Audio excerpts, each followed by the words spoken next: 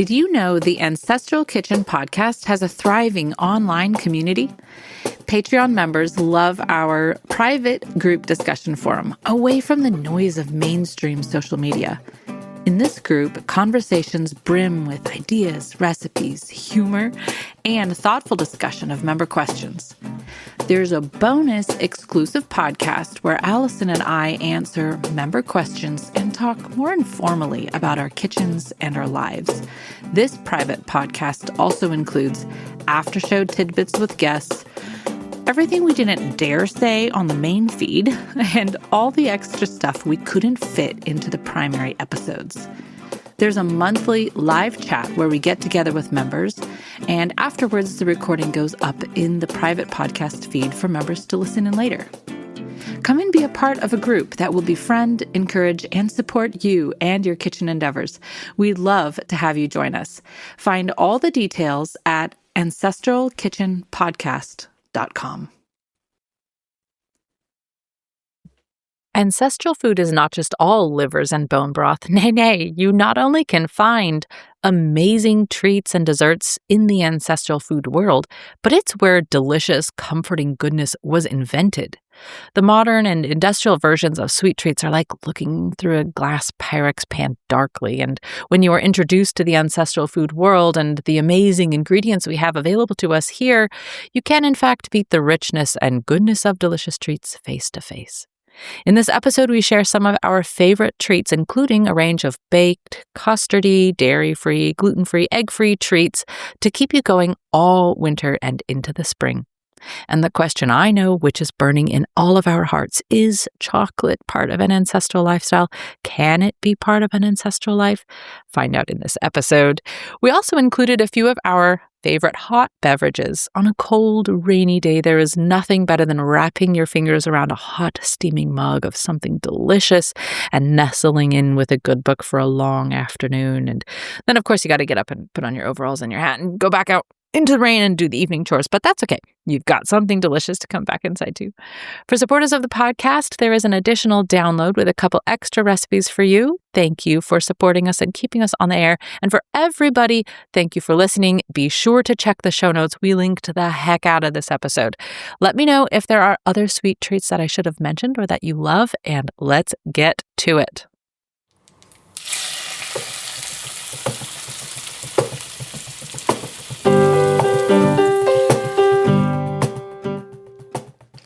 Welcome to the Ancestral Kitchen Podcast.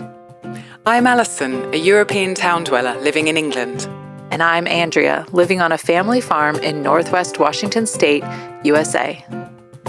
Pull up a chair at the table and join us as we talk about eating, cooking, and living with ancestral food wisdom in a modern world kitchen.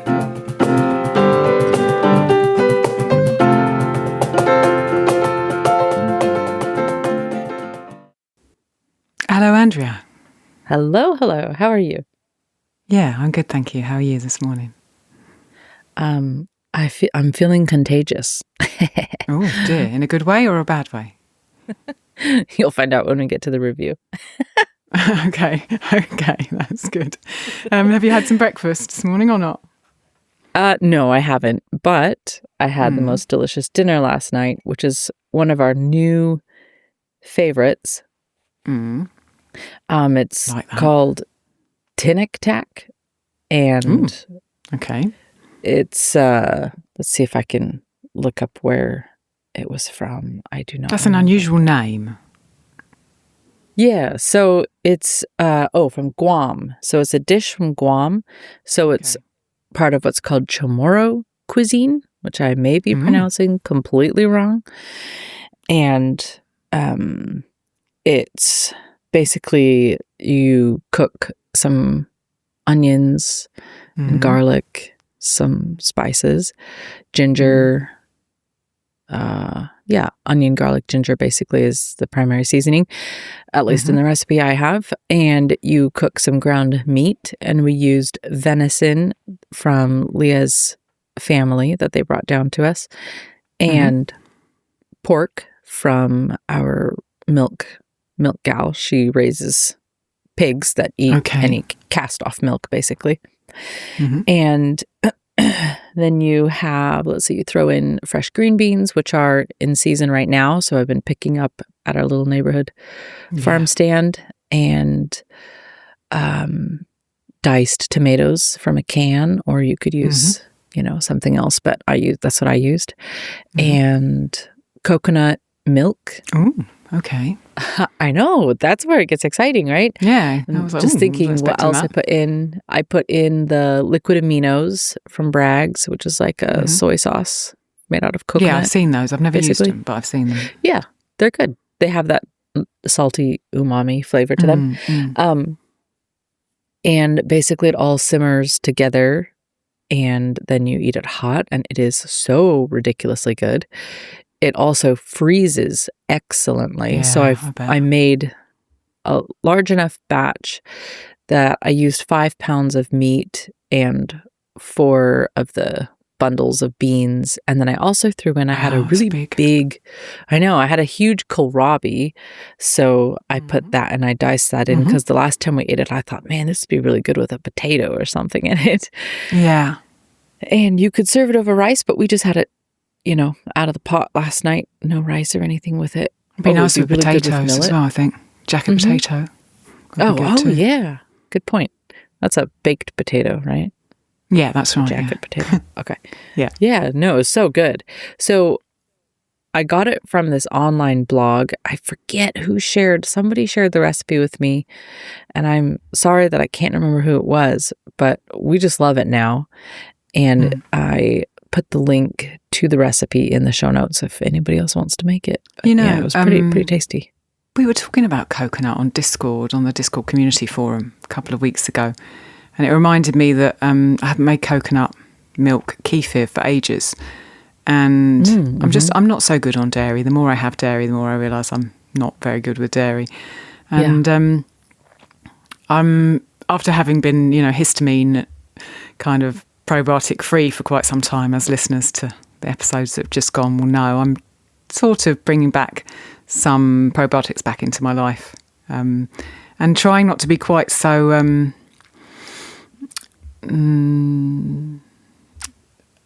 rigorous, focused on them, just being a bit more easygoing with them.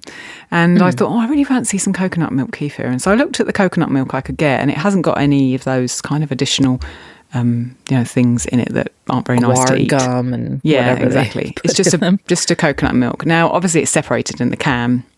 I mean, it's been in a can, which is not ideal, but, I heated it up slightly to stop it being just a big blob of cream and then a little bit of milk. And then I made a coconut milk kefir last week, and it's really, really good. We've got, I feel that this discussion could go on for so long, you'll have to stop me. We got some new milk kefir grains, and they are brilliant compared to our last ones. The last ones we've been sort of surviving with for the last, 4 or 5 years, wondering why on earth they're just not growing, getting all upset when we drop one down the sink by mistake, all that lot. And in the end, I was just like, we've got to get some more of these. They're getting sort of less and less and less because they get stuck in the cream, and Rob eats one by mistake, and all that. So we got some new ones, and they are so much better. They're bigger and bigger. Like, we can't keep them in the old container we used to. I'm not using them. We've got to keep them in a bigger container. And they just work just incredibly quickly on the kefir and incredibly well. And so I just dumped them in this coconut milk for a day.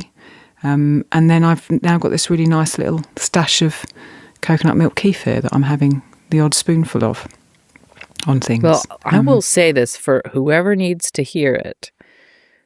I will say this once again.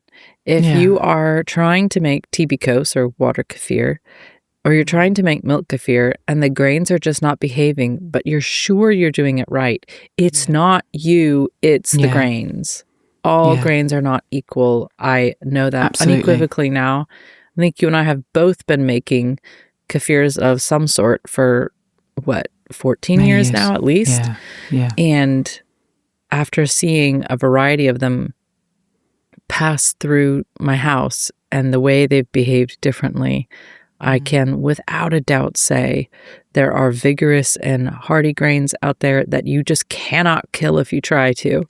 And then there are tender, delicate, fragile ones that you feel like you're keeping alive on a shoestring. Yeah. And I have had both, and I have definitely been the same person the whole time. And yeah, I can see the conditions that they were under. And yeah, I don't have a microscope to look at the communities that are thriving or not, but I definitely know they're not the same. You know the difference, exactly. Yeah, we're just abundant with these milk kefir grains, which is great. Anyway, that was an aside. Would you like to hear what I ate? Yeah, I was going to say, but that isn't actually what you ate, is it? No, it isn't. No, it isn't. I need to hear. Yeah, life is a bit of a chaotic mess at the moment here because we're moving house again. And so there are boxes, and we've been fighting with AI referencing agencies, which are awful. What does that mean? And, what does that mean, AI referencing? It means that because we're renting, we have to give a load of references. You know, we have to reference our income and who we are and et cetera, et cetera. And so they know that we're not some horrible money launderers.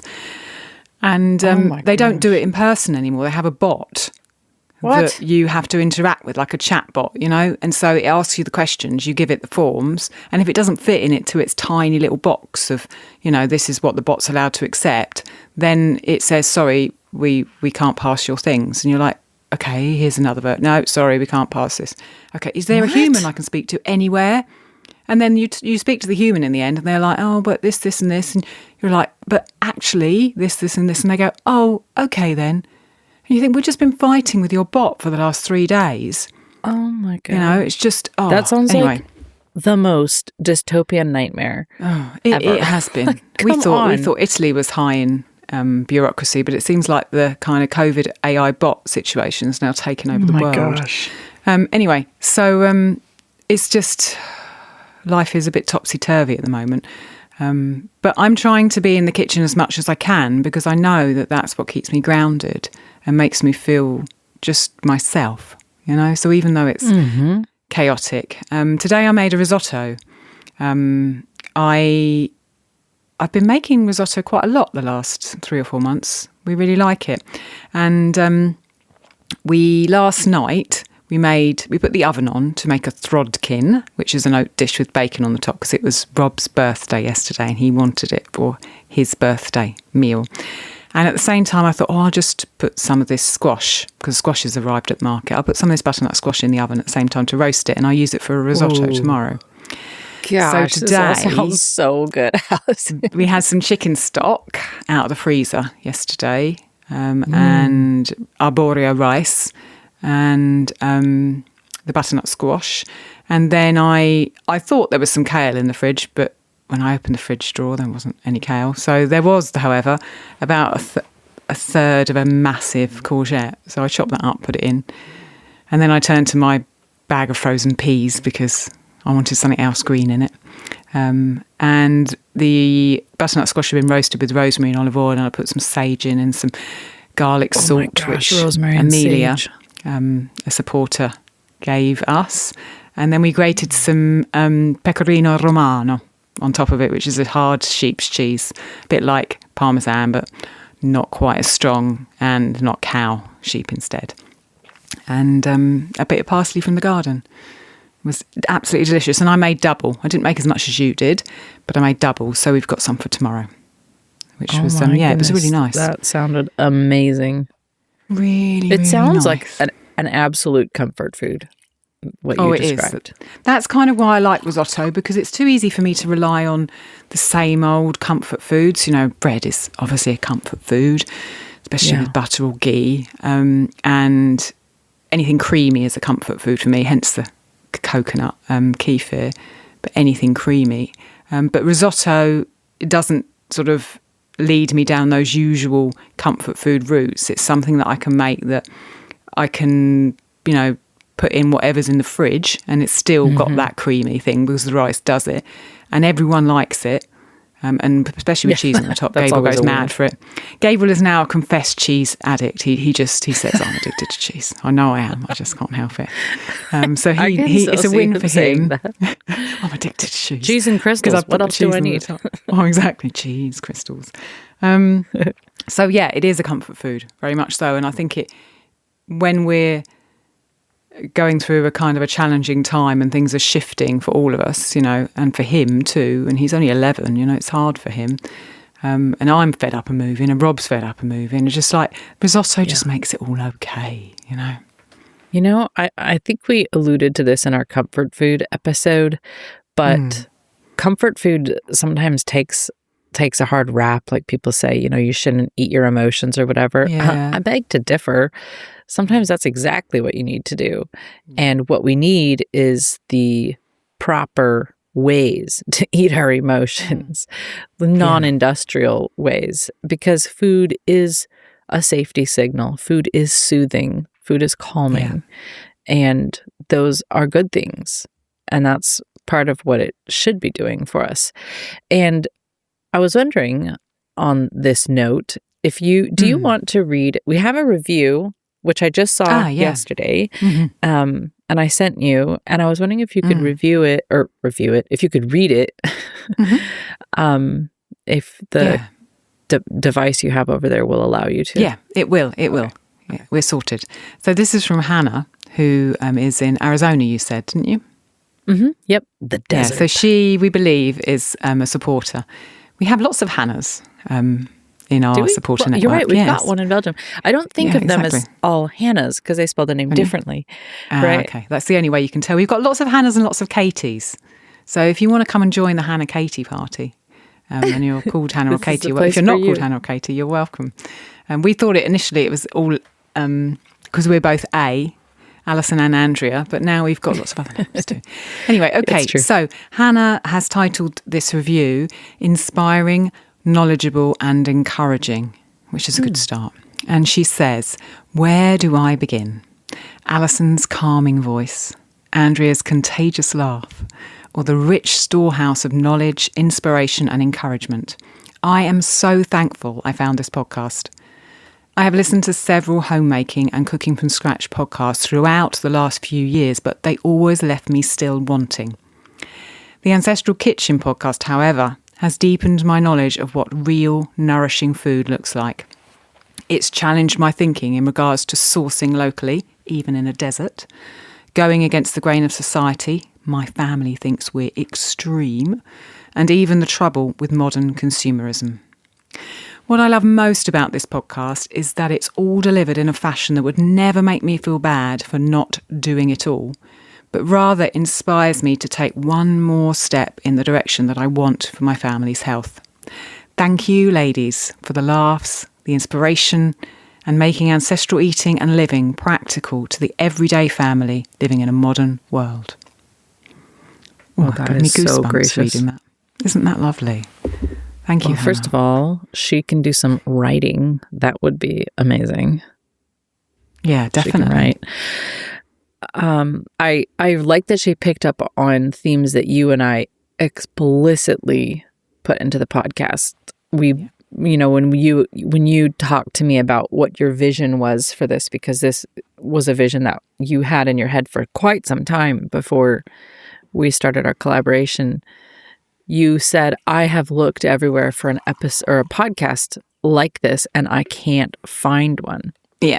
And you wanted one that was, I think we've both had enough of the critical in our life from ourselves and the judgment that people pass on everyone for not doing this or for doing that. I think I wanted something that was just fun, Yes.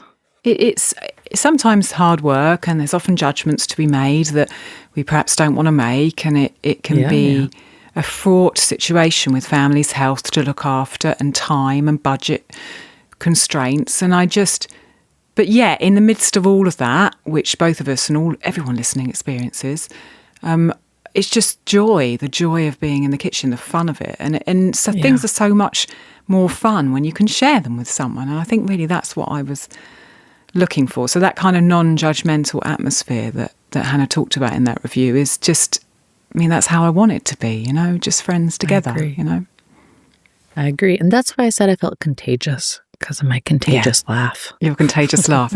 And I have to really, I'll do my calming voice. Yes, keep us calm, Alison. Keep us calm. Okay, so we are talking about something very exciting today and something kind of on the theme of comfort food. So go ahead and tell us what we're covering, Andrea. So we're talking about treats today. These are the little indulgences that can come into the ancestral kitchen.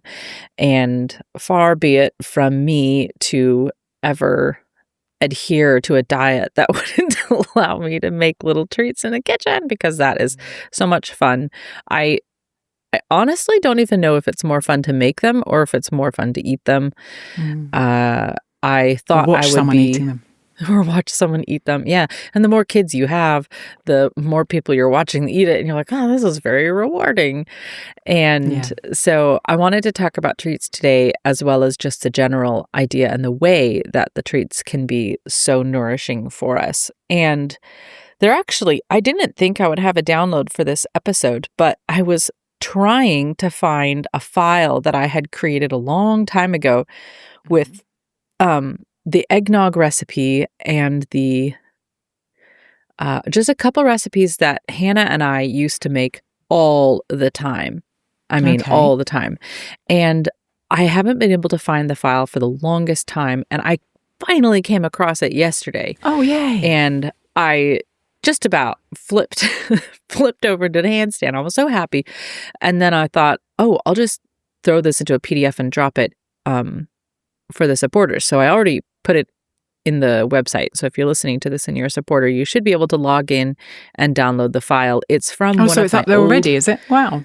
Yeah, it's from one of my old Young Living classes. And I had made it kind of based on everything Hannah and I were doing at the time, which included lots of fall beverages. And it was just a really fun class. And so that link is in there.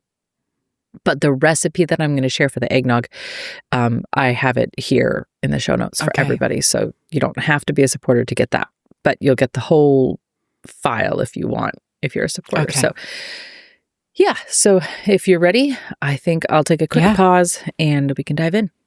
Great.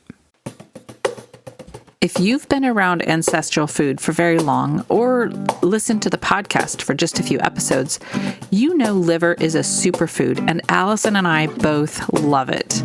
You're looking at a food packed with vitamins A, K, a broad spectrum of B vitamins, CoQ10, bioavailable iron, plus many essential minerals. Liver is your first stop when seeking to gain energy and restore your health. Not only is it a delicacy and staple of traditional diets, it's the first thing most animal predators go for when they're hunting. Are you looking for a good way to work liver into your daily life, but getting it on the table just isn't happening yet, or as much as you'd like? Or maybe, like I went through earlier this year, you're pregnant and you're pretty sick and not much food is staying down. This is where liver capsules come in. Allison and I are both supplementing our ancestral diets with liver capsules from One Earth Health. We get all the incredible benefits of liver, even when we're on the road, or preparing non-liver meals for our family, or we just can't get a hold of a liver, and the sourcing and preparation has all been handled for us.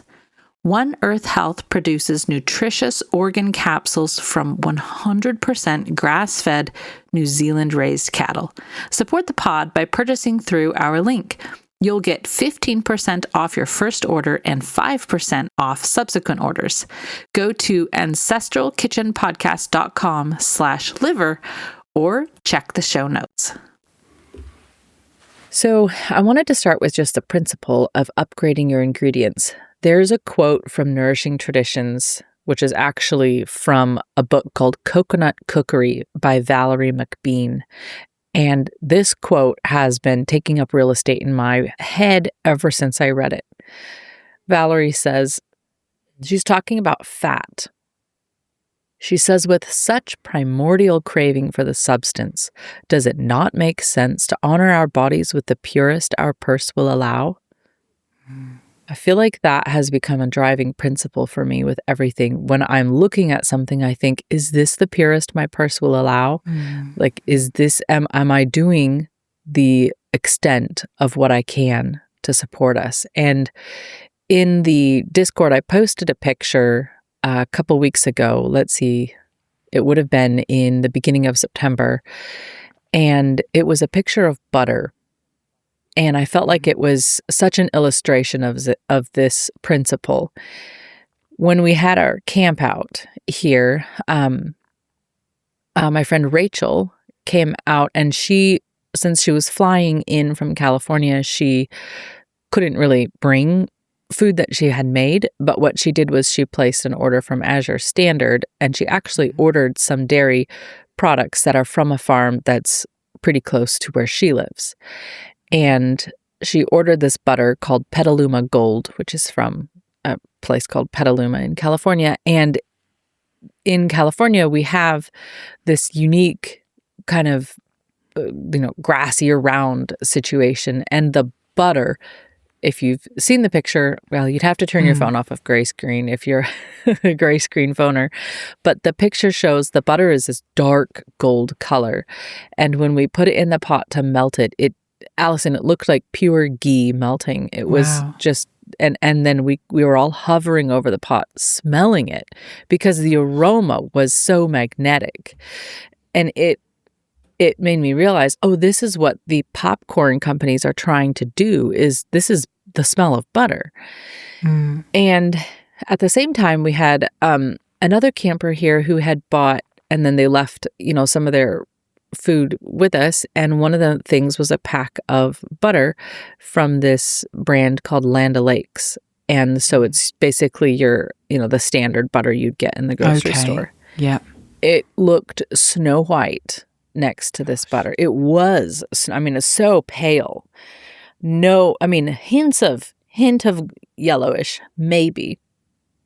And as I looked at those two butters, all I could think was, honor your body with the purest the purse will allow, because that butter, that dark yellow butter, I know it's rich in beta carotenes. I know it's rich in vitamin A.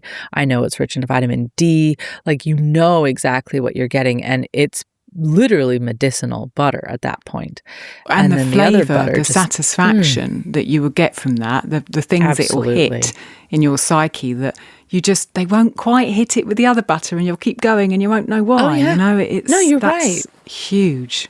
So hearkening back to the comfort food comment, like you said, you'll keep going and you don't know why.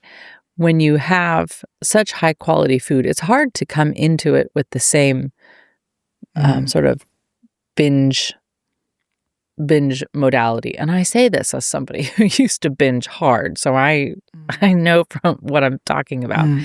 So this butter just felt like the most vivid image I have ever seen of that quote from Valerie McBean.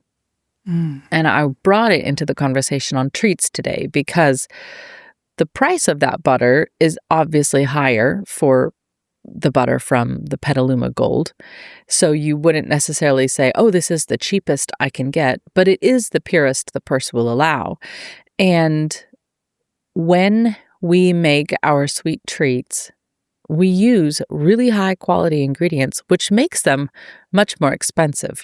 Our cookies are definitely, you could eat our cookies as medicine, but they aren't as cheap as if I was just going to go get like a milled white flour and Land O'Lakes butter. But the satisfaction you're going to get out of it.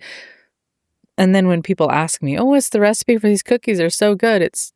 I always start with, you have to get really good ingredients, and nobody seems to latch on to that as much.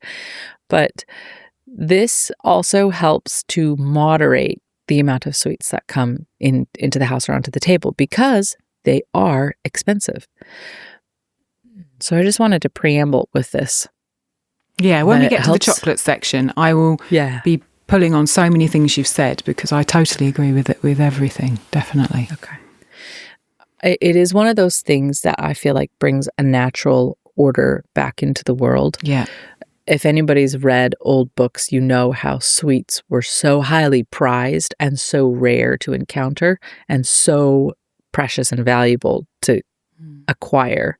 And this puts them back I don't think we're even quite on that level, but this puts them back into that ordered love space.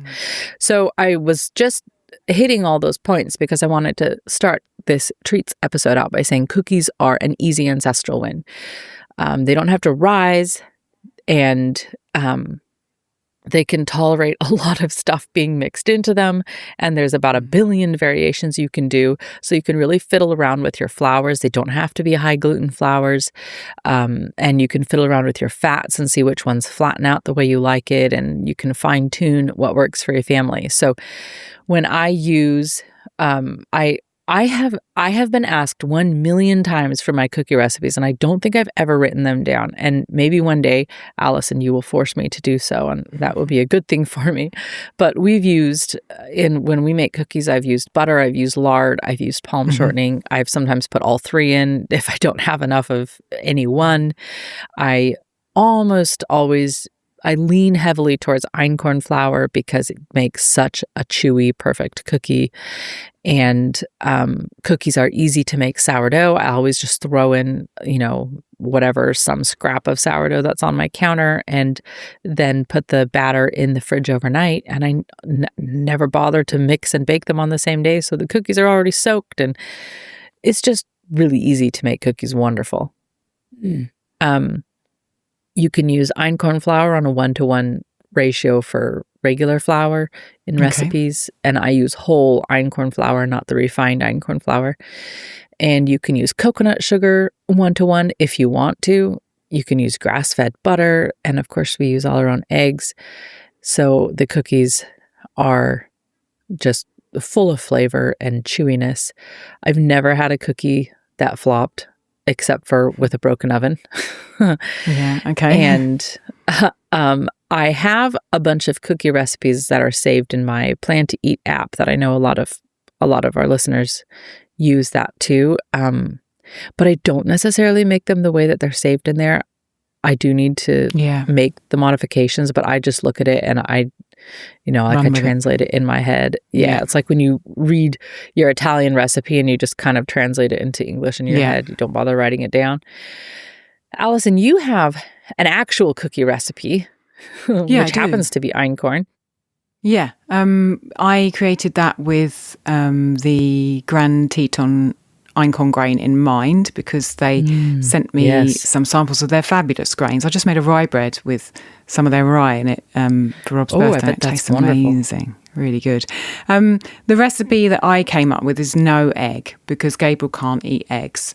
And so the cookies, or biscuits as we call them in the UK, that come out of my kitchen generally aren't chewy because it's the egg that makes them chewy. So these cookies are crunchy. They kind of melt in the mouth. They'll snap when you break them and you put them in your mouth, and they're crunchy and they stay really crunchy for at least 3 or 4 days. And then they kind of, when you crunch them, they kind of melt down on your tongue. Now, I made with einkorn, but we've since used up all the einkorn, and I've made them with spelt, and the boys really love them with spelt too. They're chocolate chip cookies, and they're whole grain that I put through the mock mill, from the actual grain, but you could make them with whole grain flour, that you'd purchase if you don't have a mill. And we will put the recipe for those whole grain einkorn chocolate chip cookies without egg into the show notes, so you can have a go at those if you want. Perfect. I did make, for a number of reasons, I was making dairy-free, egg-free cookies for some friends, and I used flax eggs and palm shortening instead of butter and eggs. And they were actually very chewy. They were really good. So I don't know if these the flax crunchy brings maybe the flax helped, back in. I don't know, but probably because it holds the moisture. So probably it does. Yeah, like psyllium husk kind of situation. Yeah. Okay. There's another recipe. If anybody has our cookbook, Meals at the Ancestral Hearth, if you don't have it, you can get it. I do recommend it, obviously. But I have in there my jumbo chewy sourdough oatmeal cookies, which are gigantic. You don't have to make them gigantic, but come on, it's really fun. And they are sourdough. And that's kind of a basic cookie recipe that you can rotate around and do lots of different things with. And in the cookbook, I make also our fermented ice cream and make them into ice cream cookies sandwiches. Yeah, so that's just bonkers. That's like a treat. That's a treat for I people know. who really need a treat. It takes so much planning ahead for me to have something like that because ready. I have to have like the odds of having all the ingredients available at the same time and then the energy to make them. But it's not as hard as it sounds because you can make the cookies kind of whenever, and I stick them in the freezer. And then when you want to make the sandwiches when you're churning the ice cream so the ice cream's not like really hard. Yeah. So then if the cookie's already frozen, it's actually a little bit easier. But that is a treat on a treat.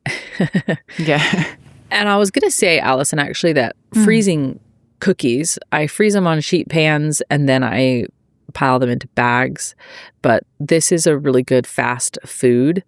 And so you mean you freeze them after easy. you've cooked them or before you've cooked them? Mm-hmm. Yeah, these are one of the rare baked things that I actually cook first and freeze. Although I do often freeze just raw dough in a container or dough shaped into balls. But I would actually say that these cookies that I make stand up quite well to being frozen and thawed.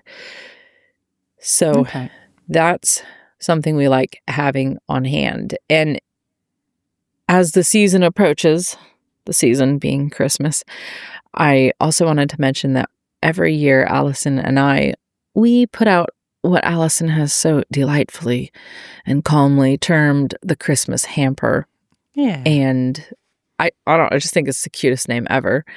But it's basically a collection that we just keep adding to every year, so it just gets bigger. But it's contributions from listeners all over the place for holiday recipes, holiday ideas, gift ideas, handmade gifts. And it includes an article on cookies and things that we swap over, and then a couple recipes that I did actually manage to write down. So if you remember around support around the holidays, you'll get that turning up. Yeah. So, and Allison, your holiday tibikos is in there. Yeah, my tibikos is in there. My water kefir, Christmas recipe water kefir, which is just different, just really different and really nice. Also in there is a recipe for rush bearish gingerbread, which actually is called grassmere gingerbread in there. But having done more research on it for my oat book, I'm not calling it grassmere gingerbread anymore. There's a whole story behind that. It's a crispy oat, sort of biscuity treat, and I make it with lard. But I have also made it with butter and coconut milk, and coconut oil rather, and both of those work. And it's got spices in and molasses, and it's really, really delicious. There's a recipe for it in the hamper, as you said. Turns out that grassmere gingerbread was trademarked by a company quite recently to a recipe that apparently was the original recipe developed by a woman who lives in Grassmere, which is a little town in the north of England where Wordsworth lived, and Wordsworth is buried. But yes, you would love to go there. You know I would. Gingerbread's been made in that area for a very, very long time. And originally it was made with oats because wheat was not grown or available in that area. The recipe that's been trademarked as grassmere gingerbread is made with wheat and is not made how it would have originally been made. They said the first recipe came from this woman in some time in the 1800s, but actually it was made for centuries before then. And what's interesting about the title, it was originally known as rush bearish gingerbread because the churches in Grassmere didn't have flagstones on the floor. They were just mud floors. And in order to make the environment for the services inside the church more hospitable, they would lay down rushes every once a year in the autumn onto the floor, which would just kind of keep the dirt down, make it warmer, make it nicer for people to tread on. And so there was a big kind of ceremony in the autumn where everyone would bring rushes, particularly the children, to be laid down in the church. And then as a thank you, at the end of that, they would give all these children gingerbread, which was the local speciality. And there's actually a bit in Wordsworth's sister's diary saying that William really liked the gingerbread and she was going out to buy some from some lady in the town who made the gingerbread. So I've stopped calling it Grasmere gingerbread because that's been trademarked. Instead, I'm calling it Rushbearer's gingerbread. Anyway, long story. There is a recipe for it in the hamper, and it's really, really delicious. It's no wheat, so if you can't eat gluten, there's just the oats in there. You can get gluten-free oats. And it's really crispy and just really, really Moorish. So I wanted to add that one as well in the Christmas hamper. So catch me this winter reading the Prelude, which I've always wanted to read, and eating his favorite gingerbread. I just love this. I love a theme. Okay, let's take a quick pause, Allison, and then come back. I've got some more stuff to talk about. Ancestral food is not just a preparation method. It's also ancient pre-industrial plants and food, the way it was grown back in the cradle of civilization in early Mesopotamia. Grains were prized for rich and complex flavors, tolerance to various growing conditions, and deep nutritional profiles, which sustained life even in hard times. We are thrilled to share with you Grand Teton Ancient Grains, my source for organic ancestral grains.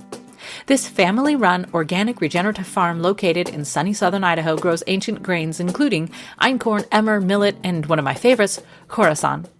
Grand Teton Ancient Grains sells freshly milled flours as well as the berries if you prefer to mill grains fresh. When you buy in bulk, which I advocate as a strategy for saving money and time, you get free shipping. Flours and grains arrive in beautiful paper bags you can use later to lay down as compost in your gardens. Check out with free shipping on their website at ancientgrains.com and fill your pantry with shelf-stable, organic, glyphosate-free ancient grains, just like great-great-great-great-great-grandma used to make. Go find your favorites and stock up at ancientgrains.com. All right, so we are going to transition away from cookies and talk about tapioca pudding. So there is, I know. I love tapioca pudding. Not everybody does. But tapioca pudding, I think I've talked about it on here before. And I've never actually written my recipe down, but Anita makes it pretty much identical to the way that I make it, except I don't actually usually measure it, and when I make it, I put in a little honey and a little maple, both, so that neither really dominates. But you don't have to do that. So I put a link for that in the show notes. So you put a link for Anita's recipe in the show notes? Mm-hmm. Mm-hmm. Excellent. And it is full of egg yolks and a couple whole eggs and lots of milk. So it's nice, filling dish. And then if you like custard or pudding, but you're not down with the tapioca texture, there's also just plain custard or creme brulee. Because did you know I don't know, I'm hiccuping all of a sudden. You don't have to make custard with sugar. You don't have to add any sweetener at all if you don't want to. And I know you've talked about this before, Allison. The farther away you get from refined sugars, the more sensitive you are to the sugars in things. And then when you have something like a steamed milk or heated milk, the sugar stands out to you more. Absolutely. And especially if you kind of enhance that with, if you choose a tiny bit of vanilla with tiny bit of salt.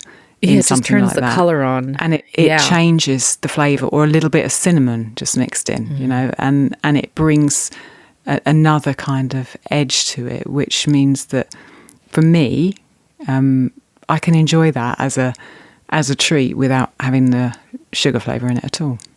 Yeah, no negative effects for you. You can, if you're making custard, you can add a little honey or a little maple if you want to bring out, or if you want to include more flavor, or sugar, I should say, not flavor. Or you can use coconut sugar if you have access to that. Or you can make it without adding any sweetener and then still put the coarse sugar on top and burn it if that's, the vibe that you're going for. But custard without sugar is a favorite first food for babies around here. And when I make it, I don't have the little, have you seen the little like creme brulee type pots? So I don't have those, but I just make it in small jars. And then that's convenient because I can make a whole bunch at once and then put lids on half of them and put them in the fridge, and then we eat the rest, after dinner or whatever. Sense. Yeah. So it's convenient. I put a recipe for that in the show notes. It has sugar in the recipe, so you just have to decide if you want to leave it out or put it in. It's just the recipe as written. Mm-hmm. Allison, you have a carrot cake recipe that has become quite popular among listeners, and you have it in your cookbook, but you also have a link to it. So could you talk about that a little bit? Yeah, so we'll put the link in the show notes for the sourdough spelt carrot cake. It's something that I originally came up with for one of Gabriel's birthdays. Again, it's got no egg in because he can't eat egg. And, usually we rely on eggs to rise cakes, but I thought, well, hang on. Sourdough does a really good job on my loaves. Why can't I do a good job on my cakes too? So together, kind of asking him what he wanted, he said he loved carrot cake. I started experimenting with my beloved spelt and came up with a carrot cake which uses spelt and sourdough to rise with no egg in. Again, it's got lard in, but you can make it with butter, and you can add in almonds, raisins, lots of different things if you want to. As you said, the recipe is in the Spelt Sourdough Everyday Cookbook, which has surprised me by how many people have bought it. I thought, it would be nice to add this cookbook with all my recipes into our collection. So we have 2 cookbooks, not just Meals at the Ancestral Hearth. But a lot of people have bought that cookbook, and the feedback we've had has been really amazing. That recipe is in there. And also in there is a recipe for spelt sourdough chocolate cake. That recipe is not on my site, whereas the carrot cake is on my site, and we'll put a recipe for that in the show notes. So if you just want to make the carrot cake, you could go to the show notes, look at the recipe. If you're more interested in spelt, then you could get our cookbook, and that will give you the chocolate recipe too as well. Yeah, you thought you were writing a hyper niche book that 10 people would be interested in when you did that book. But loads of copies are sold. think the spelt, you're just popularizing it, Allison. Yeah, and I wish bringing spelt back. In a way, I would like to be able to get it out beyond the current listeners of the podcast. But the thought of putting it on Kindle desktop publishing or something like that fills me with kind of dread. So at the moment, industrial dread. Yeah, exactly. At the moment, we're reaching who we can reach. Can I talk about chocolate here? Is there a little? Can I talk about chocolate? She says. Well, first of all, you have an entire episode on chocolate, which thank you for that gift to the world. But yes, please talk about chocolate because I do need to hear about this. Yeah, so the episode on chocolate is coming out next month, which is going to be really, really lovely because I was there, I know. But I also wanted to talk about chocolate as a treat. And really, I wanted to just echo everything you said at the beginning with that quote about the purest form of something available that the pocket can afford. And my experience with chocolate is so much like that. When I was twice the weight I am now, chocolate was just bought from a supermarket and absolutely loaded with sugar and just filled in this hole. And now chocolate is a completely different foodstuff for me. We buy the beans, we roast the beans, we spend the time taking the shells off the beans, and then I grind those beans up at home using the equipment I have in my kitchen.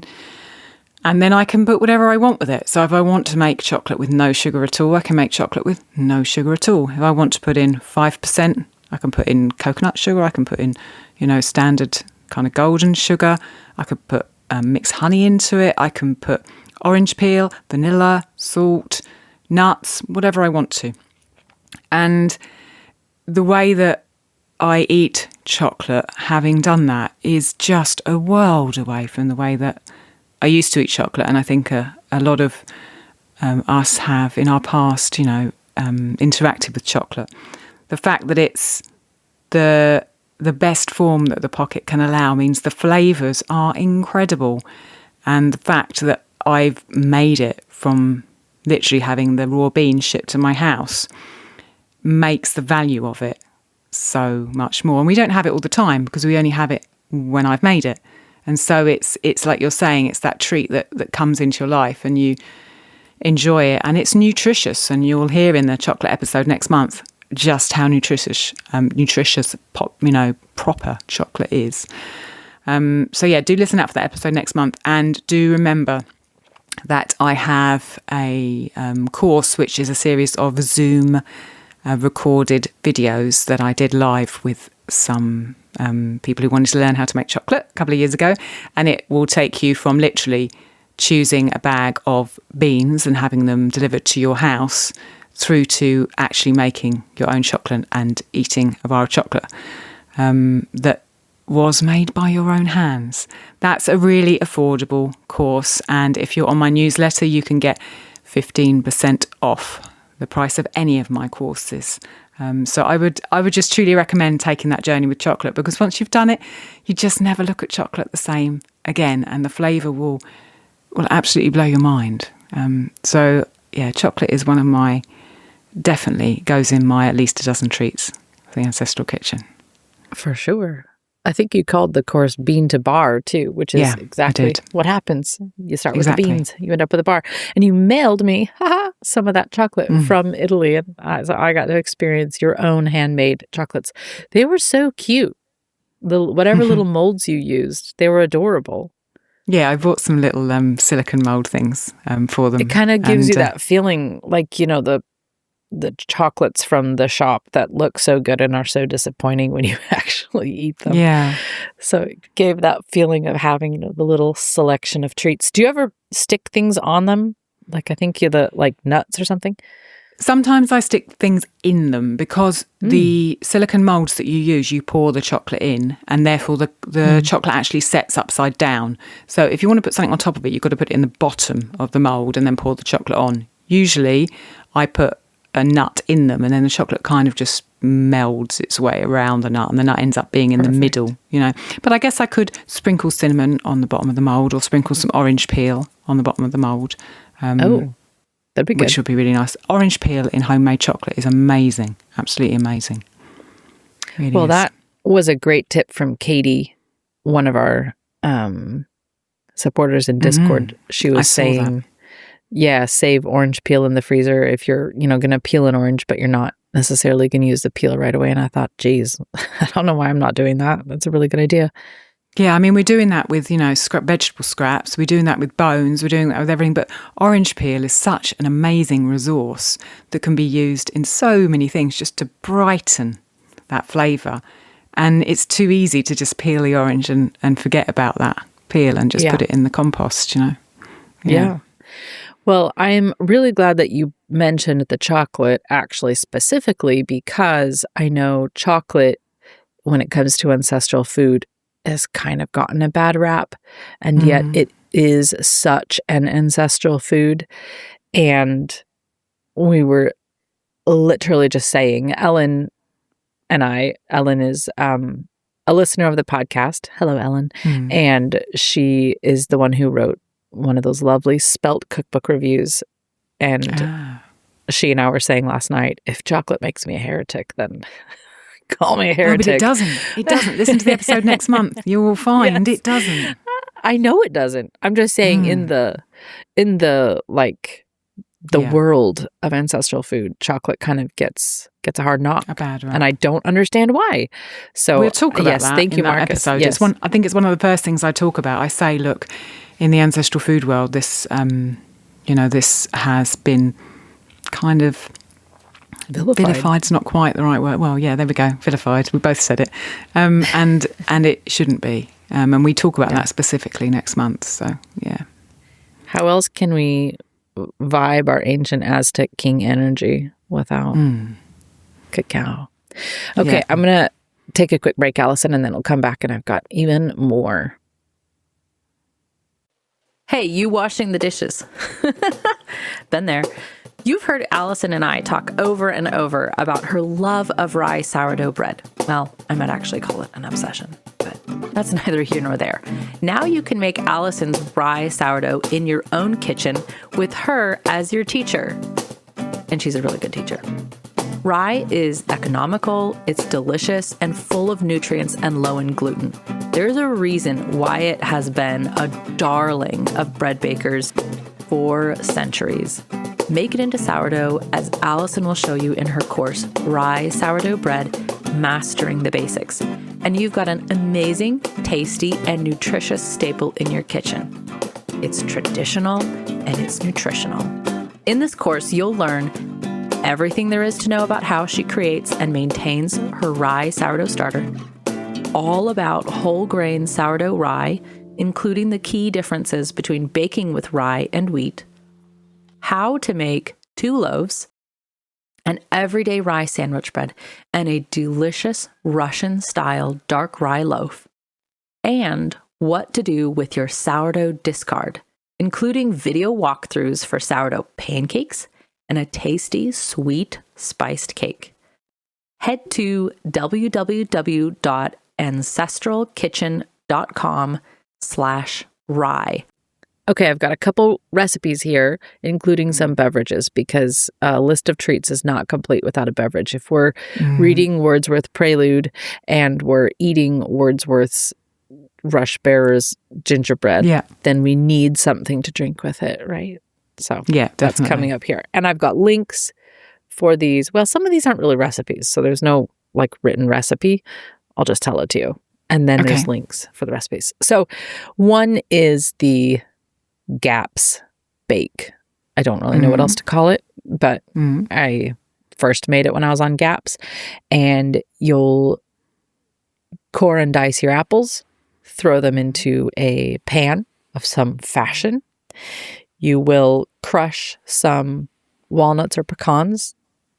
If you like, it is optional. I've done it without them when I have nut-sensitive people in the house, but I personally absolutely love the little crunch that they add, and then you'll throw those across the top. You'll combine whatever spices you like. I like to grate fresh nutmeg over the top. You can sprinkle cinnamon over the top. You can kind of do whatever floats your boat. And then if you want to, you can drizzle honey across all of that. And then you can put a lid on or not. It's up to you. I usually use a lid just because of the container I'm typically baking it in has a lid. And put it in the oven and bake it until they're nice and tender. You can bake it all the way until they just completely fall apart, or you can bake it until they've got a, like a little apple crisp shape still looking to them. You can, when we have rhubarb in the garden, I dice in rhubarb. You can dice in pears. You can sprinkle in dried berries if you want like little burst of chewy brightness here and there. Your mention of orange peel now has me thinking I should try this with some orange peel on top or some lemon peel. That would be amazing. And it is so delicious. But if you just really want to send it, then when you put it in your bowl, you drizzle some cream on top. And then that's really all you need to know. It's quite delicious. Everybody wants to know the temperature you bake it on. So I do want to say that my oven was broken for a straight year, and you couldn't change the temperature. You could only bake at 375 Fahrenheit. It was on or off. And guess That's what? a good temperature for it to be stuck on, isn't it? Really, the perfect temperature. It's the literal That's what I cook everything at. No, that's what I was going to say. I don't know. I just throw it around 375, pretty much everything. I have roasted turkeys. I have roasted chickens. I have baked cookies. That's 180 in English language. In English. In American, we call it 375. We like big numbers. But that is pretty standard temperature, I guess. So I don't really know what temperature, if there's a prescribed one, but just put it in a hot oven. Okay, so next I want to introduce Rachel's hot chocolate, and I've got a link to this because it's on her blog. So I've got a link to this in the show notes, and it's a bone broth hot chocolate. So this is if you've ever made a bone broth that you didn't load down with garlic and onions and herbs, but you just have a nice neutral one, maybe just a stew hen that you simmered or something, and it isn't super loaded with flavor or herbs, then you can use that stock and you can package and label it separately as, neutral broth or something if you want to. And this is also why oftentimes when I'm making batches of broth to put away, I don't actually really add much to them, if anything, because when it's mostly neutral, then I can do what I want with it later. But her recipe, which is linked in the show notes, is bone broth, whole milk. So it's 3 parts bone broth and 1 part whole milk. So it's mostly broth. And then she said you can add a little molasses if you want for flavor or sweetness, a sprinkle of bee pollen, a whack of honey. That's her measurement, which I really like. And some butter, a heap of your raw cacao powder. And she said you can add vanilla if you want. She doesn't right now, but you can if you want to. And warm it until the butter melts and the drink is warm, and then drink and enjoy. And it is quite delicious, and it's very filling because, of course, it's super high in protein. Yeah, protein. Both broth and milk in there. So that link is in the show notes for your I'm thinking comfort you could drink. make that with coconut milk and coconut oil if you wanted to be dairy-free. Brilliant. And if you didn't want chocolate, carob would go really nicely with that as well, I imagine. Carob would go really well. Yeah. And carob, I feel like, pairs really well with bee pollen / or nutritional yeast, if you can get your hands on one without the artificial niacin or whatever. The carob in itself is sweeter than cacao, so it can bring sweetness when you want that without having to add another form of kind of sugar, which is nice. Right. Okay, the best cheesecake ever. This recipe comes direct from Anita. It is wonderful. And the link is in the show notes. And yes, we were having a wrestling of the mind trying to decide if it was the best dessert, like if it overcomes my love of fruit pies. And here's the thing, the cheesecake is so much easier to make. So fruit pies, I love fruit pies, but they're just kind of rare because they're kind of a lot of effort. Yeah. But this cheesecake, you don't make a crust for it. I mean, you could if you wanted to, but I don't. And it just has, 4 ingredients? And it's so simple, so good, and it's so filling. And you can put as much fruit in or on it as you can tolerate. So I put the link to that in the show notes. Thank you, Anita, for that amazing recipe. It is a family favorite. And it would go well, probably, actually, now that I say this, next to a piece of crispy gingerbread. Oh, geez. Yeah. I don't know why I never thought about that before. Creamy and crispy, the cheese with the gingerbread. Yeah, very nice. Okay, here's another quick treat that has no recipe, Allison. This could also pair with your gingerbread, but it's just if you make fresh ricotta and you put some fresh crumbled ricotta in a bowl and you drizzle a little honey or pile some berries on it, it just magically turns into a sweet treat. Yeah. So good. So that's a little treat to keep in mind. Ricotta is so easy to make. I'll put the recipe that I use for ricotta in the show notes. I like to say never fail, even though that's kind of a dangerous phrase to say. But I've never had a failure with this recipe, and it uses the milk. It's not whey from cheese like a traditional ricotta would be. It's just actual milk. So yeah. Mentioning again your Tibicos in the hamper. Oh, as a drink. Because yeah, I had, of course. I just had it in my notes for beverages. So the long lost recipe for eggnog. Yay! Link is in the show notes. This is a cooked eggnog. You could turn it into a pudding if you wanted to and have eggnog pudding. You could pour the entire thing into your ice cream churn and churn it as eggnog ice cream.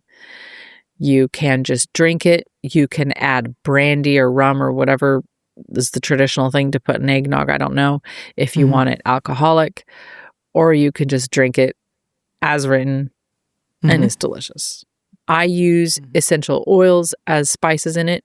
You don't have to if you don't want to. You can just use powdered spices, or you can put fresh ones, whole ones in and let them steep.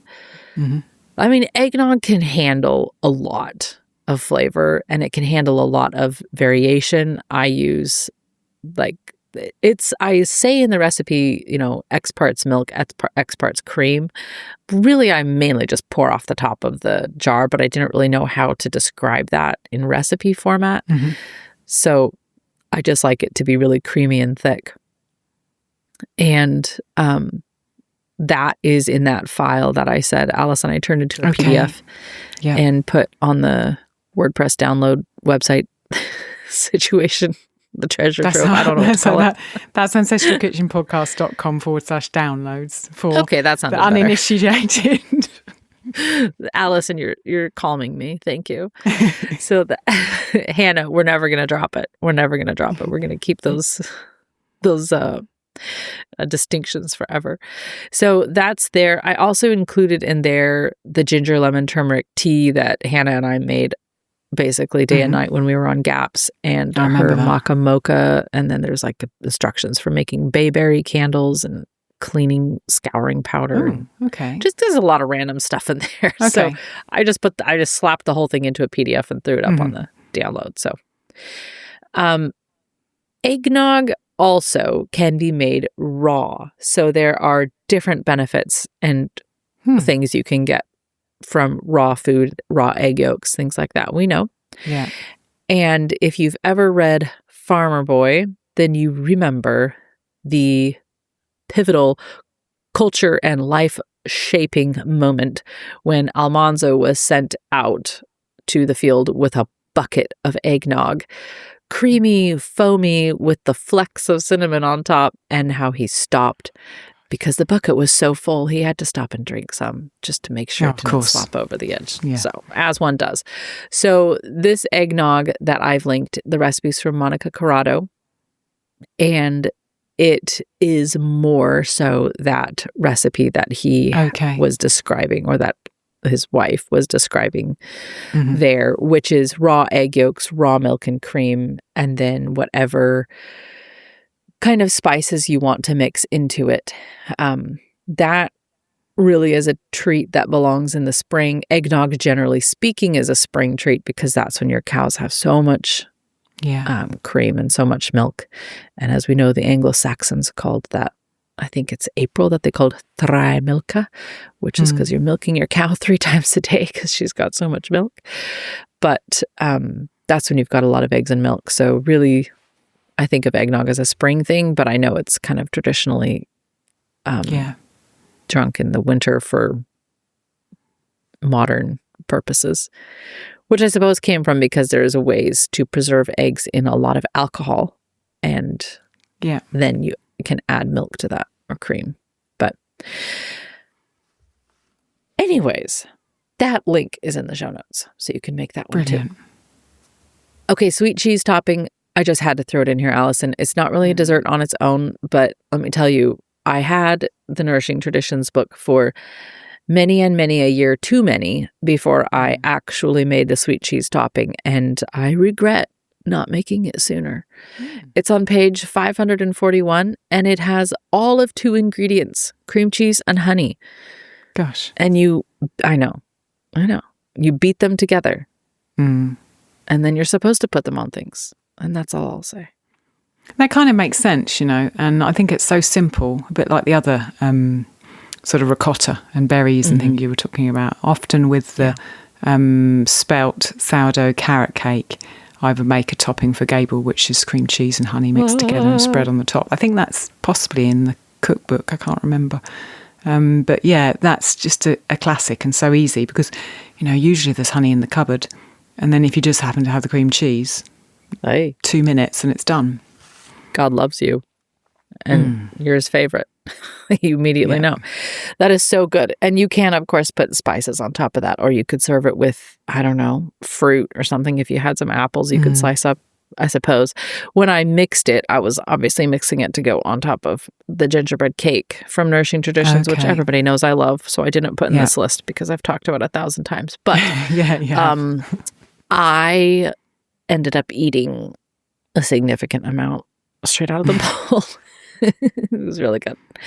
Gabriel and I have that similarity where we like to just stand in the kitchen and eat out of the bowl. He doesn't like me to scrape the bowl out too vigorously. Oh no! He's like, Mom, please stop don't. Scraping. I'm licking up, but stop scraping it now. You're not leaving anything for me.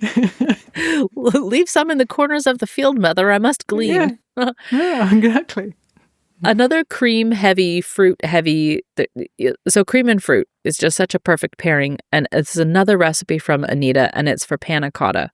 She calls it raspberry panna cotta because that's what she used in there. Obviously, as she does tell you in the recipe, you can use whatever fruit floats your boat. But panna cotta is such a delicious little treat. Again, you do not have to sweeten it because there's fruit in it, but you can sweeten it if you want to.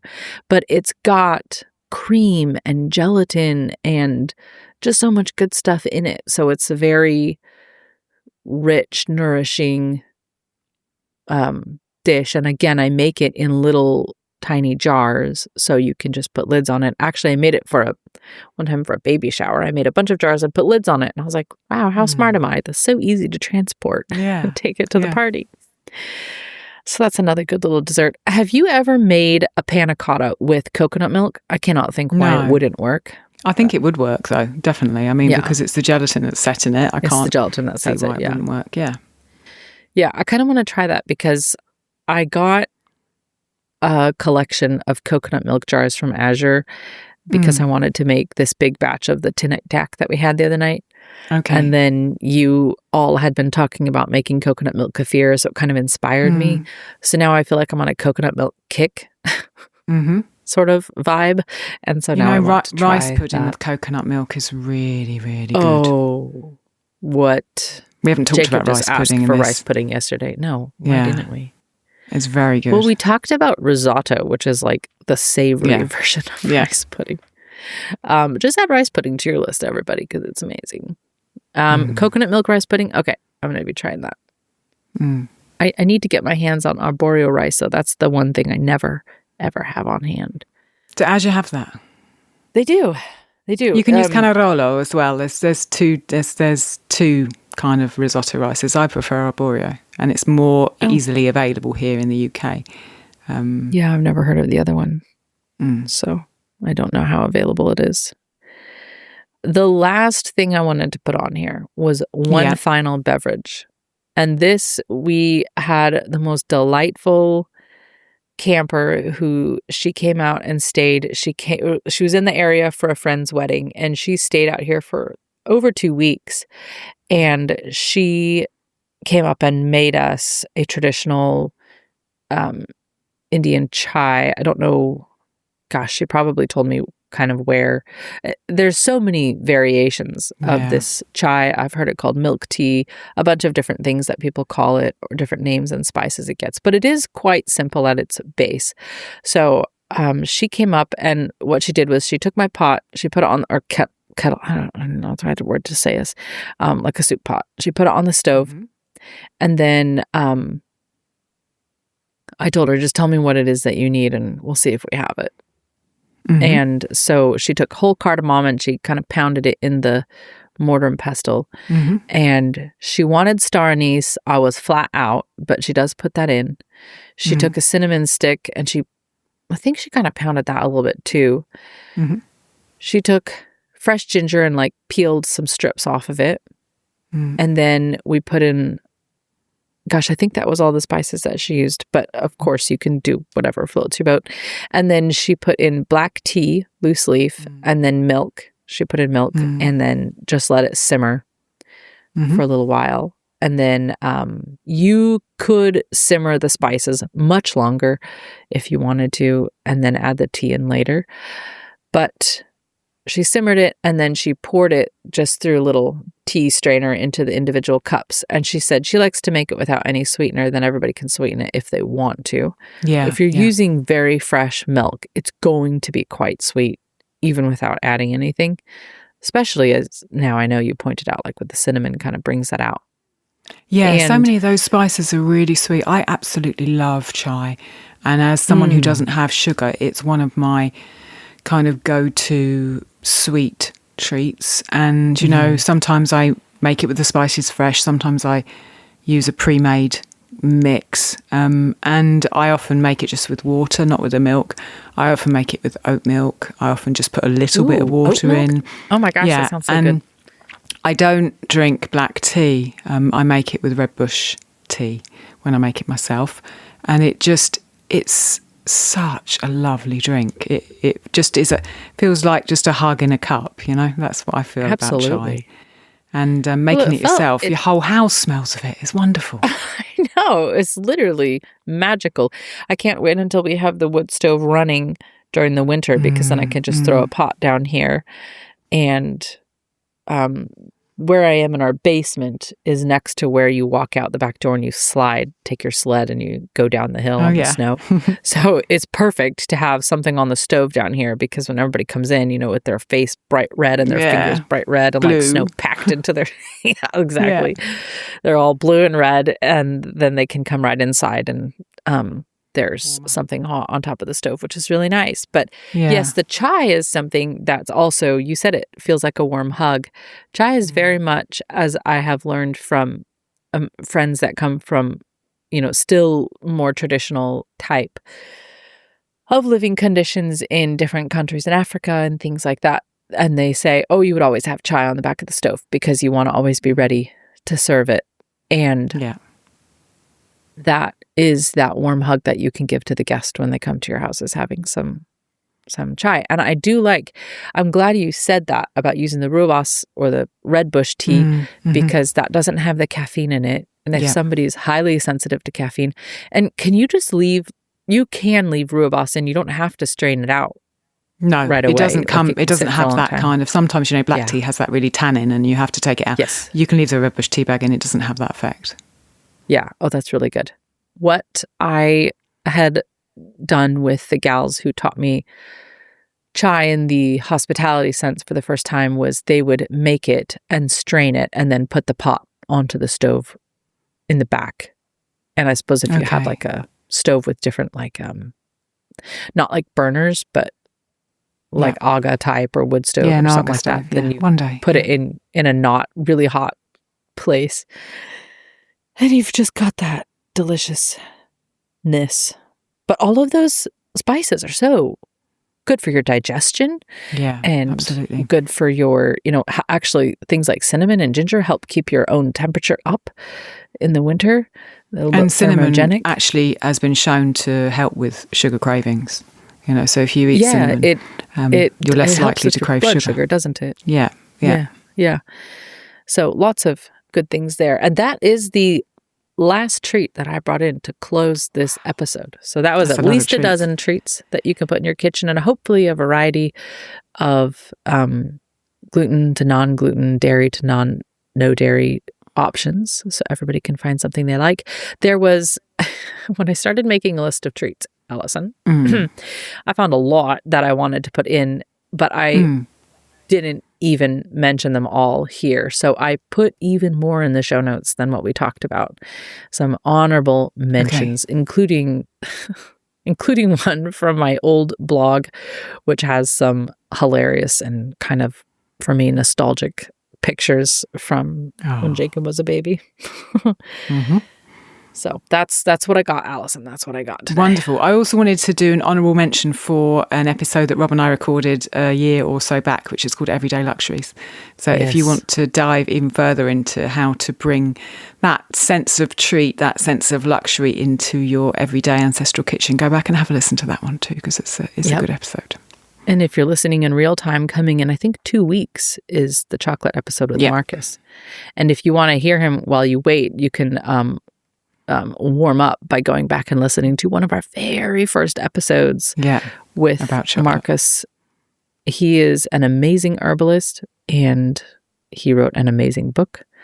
And that's a really, really fascinating episode. And I recorded it sitting in the front seat of my car.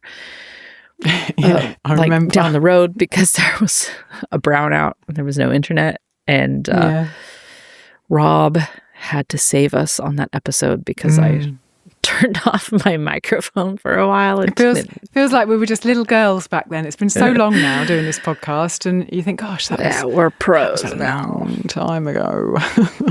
Yeah, it was another time. It was difficult, but you know what? Rob really made it sound good. So thank you to Rob for saving us. Yeah. Wonderful. Okay, anything else you want to it's just been really delightful to listen to all of these. And thank you to everyone who's helped give us ideas. And thank you for putting all of the stuff together in the show notes, Andrea. That's really helpful. Yeah. And if you're in the Discord and listening to this, let's share all of the sweet treats that we like together and just grow our list of treats. Awesome. Thank you, Alison. Brilliant. Thanks, Andrea. Bye for now. Bye.